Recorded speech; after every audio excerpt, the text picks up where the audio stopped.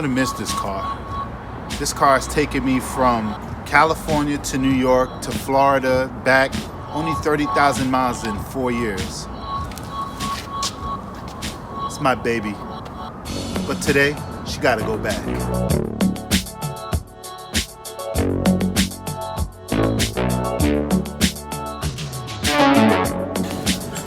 That's how I'm feeling right now. Right, Alan? I guess so. This is my guy right here, Alan. Does a damn thing. I Yes, appreciate sir. it.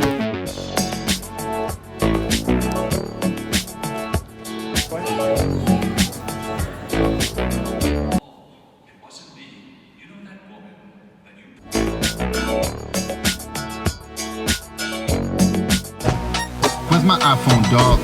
Matter of fact, where's my iPhone, dog? Where's my iPhone, dog? Matter of fact, where's my iPhone, dog? Stick to YouTube. It's like TV.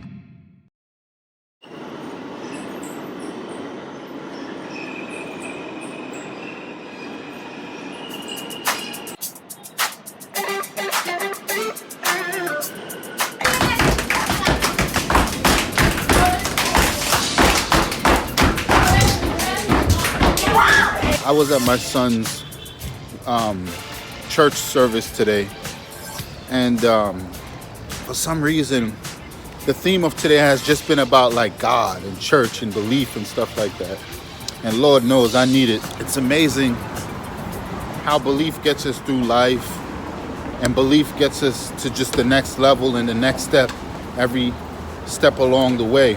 And I believe this world is not made to really help everybody, just those few that make it slip through the cracks. And I don't know where I fit.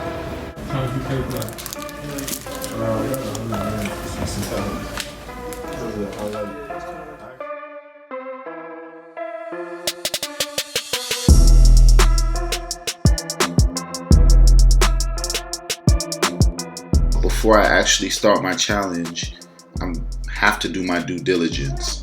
This guy is known to be a $50 billion coach. Disclaimer, this guy is very vulgar. He's not nice in any sort of way, so pardon the cursing prior to listening to this guy. All right, let's go. We ought to just line, this cement wall. We ought to just line all your parents up there. Cut them down like the fucking dogs that they are. Most of the people on this is what you should do. Metaphorically speaking. You should roll down the inside of your fucking fat mother's thigh, you stupid cunts. Don't you realize that? And everybody doesn't deserve to be alive. Who the fuck said that? And you know what the snowflakes say? They say, Mr. Pena, every snowflake ever created is different, which is true. Of the trillions and gazillions of snowflakes, right? And so, we're all different people, and this with his fucking earrings and shit. As opposed to snowflakes melt under pressure. You don't deserve to live. And if you really believe that we're going to run out of food, which is a load of shite, and you're worried, kill yourself, metaphorically speaking. Metaphorically speaking. If half the world killed themselves, we wouldn't have a food shortage. Be cured overnight. Personal development. You can't measure personal development. The morons will eat it up like ice cream. You can't fucking measure it. How do you measure personal development? You don't, you fucking retards! How do you motivate somebody by degrading them? I think he was in the army, so he gets a lot of that from the army. But how do you actually motivate somebody by degrading them? That's the old school mentality. I don't get it, but I'm new school, I guess. Now think about that. Or don't think too hard because you don't have even that many brain cells. I don't give a shit. Nobody, don't you understand? Nobody cares about all the trials and tribulations of your fucking weak, cut lives. Don't you understand that? What the fuck do I have to do here? I've seen a video of him being nice years ago. Let's see if I can bring this video up. 50 and bought by Sir Guthrie in 1498. This is how, when he was younger, he used to talk. What I call the good enough syndrome. which doesn't mean it's just good enough, but I mean that I didn't have to know every single detail and cross every T. I made all my money. This is the mentor that you're looking for. This is a guy or a gal that is where you want to be. Significantly, and I mean significantly more successful than you are now. Big time. Old school. A senior person you really like and respect. I mean, really like. Not just kind of like. Vastly more experience and accessibility desired. Now, two of my mentors I had access to. One I didn't have so much access to, which I'll talk about. That's how he used to speak to people, but I guess that was in 1989 when it was fresh that he was doing these seminars. So it was easy for him to just say what he wants because his expectation that people would follow his lead, etc., would come to fruition a lot faster. But what happens is as you see the years go by, the new generation comes in, you start to see dissimilarities between the older generation and the new generation. And quite frankly, the reason a lot of older people are disgruntled is because not only are they sick of repeating themselves, but what you have is a lot of like softer minded individuals, and I think that's where a lot of his I don't give a crap attitude comes from, is because he sees the change and people aren't just cut from the same cloth. Let's see if there's somebody else. Business advice from billionaires. Develop the habits. You've got the brain power, you've got the energy, but develop the habits of success. So how do you start a business with no money under the worst conditions that your backer This guy doesn't want to did give John you Paul time? Mitchell What do you shampoo. do?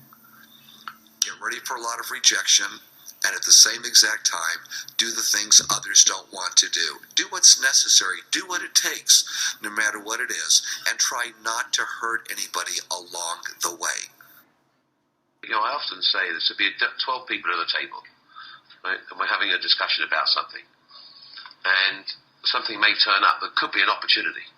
Half the people don't recognize it's an opportunity. A lot of people are comfortable in what they're doing. They don't want change. I don't know, People actually get into a zone where they're very comfortable. So they don't like the idea of risk. I see people, they want to do one little house. Donald Trump. Then I see people that want to do 10 houses. And I see people want to do thousands of houses. Now, this isn't a good time to be talking about houses. But the fact is, if you're going to think and if you're going to be doing something, do it big. In a certain way, it's better with the banks. In a certain way, it's better with buyers. You can make it more dramatic. I've always thought that David each Geffen. person invented himself for whatever reasons, through whatever circumstance, through whatever he has gone through, that we are each a figment of our own imagination. From day one, I never tried to hide that I was the girl in my apartment with the red backpack.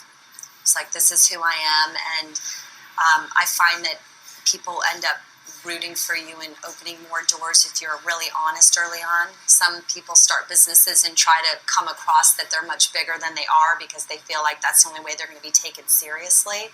But if you know your product's great and you know why you made it, you don't have to apologize for being out of your home or your apartment or being small. You know, to create a business, you've got to initially work day and night, weekends. It's really hard work. I worked 24 hours a day, 7 days a week, and that's what I cared about. I cared about solving problems, being successful. Anytime an obstacle presented itself, I used it to my advantage and made it work. And I never heard the word no. If I heard the word no, it meant maybe. Then I made maybe yes. In the end, luck plays a very important part in how successful you Running are. for president. But the harder you Mike work and the Bloomberg. longer you work, the luckier you're going to be. People need to understand. Okay, so these are just motivational quotes or just, bites from people who have made their billions. But for the sake of what I'm doing, I really think in order for me to make this million this month, it's going to, more than anything, take grit. And this might sound like the most basic thing to say, but And everyone will go, oh, I have grit, I have what it takes and such. But it's not just grit. It's grit with know-how and grit with building connections, and it could be done. It's just the grit.